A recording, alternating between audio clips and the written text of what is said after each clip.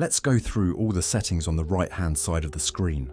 First, we have Set Featured Image, which allows you to upload an image that will represent your page when it's shared on social media or appears in certain sections of your website. Next is Status, showing whether your page is currently published, draft, or pending review. It's important to keep track of your page status to know if it's live or still in progress.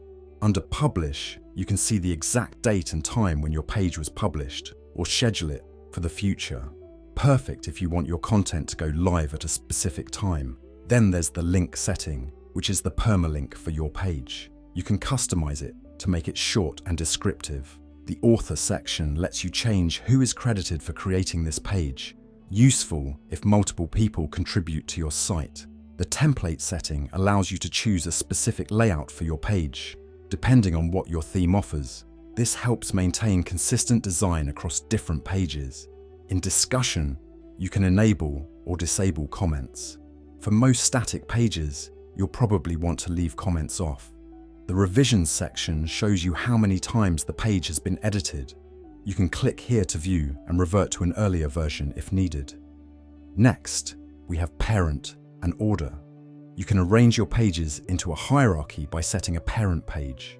The Order field lets you manually set the position of this page relative to others. Now let's take a look at the top menu bar.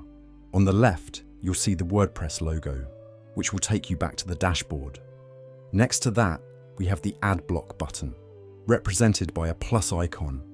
Moving along, we have the Undo and Redo buttons to help you easily correct any changes. There's also the List View button. Let's take a closer look at the List View panel. When you click on it, you'll see an outline of all the blocks on your page. Great for navigating and organizing your content. This is super helpful, especially when you're working with multiple blocks. You can easily select and move blocks from here to better organize your page structure. The Save button allows you to save your progress without publishing the page. It's always a good idea to save frequently to make sure you don't lose any changes. Once you've configured all your settings, it's time to preview your page. Click on the Preview button to see how everything looks before going live. Finally, the three dots at the far right open more options, where you can adjust the editor settings or switch between different editor modes. Now, let's explore the Add Block panel in more detail. Click on the plus icon and you'll see three tabs: Blocks, Patterns, and Media. In the Blocks tab, you'll find various blocks that you can use to add content. Let's add a button MaxiBlock. This block lets you easily add a call to action button to your page.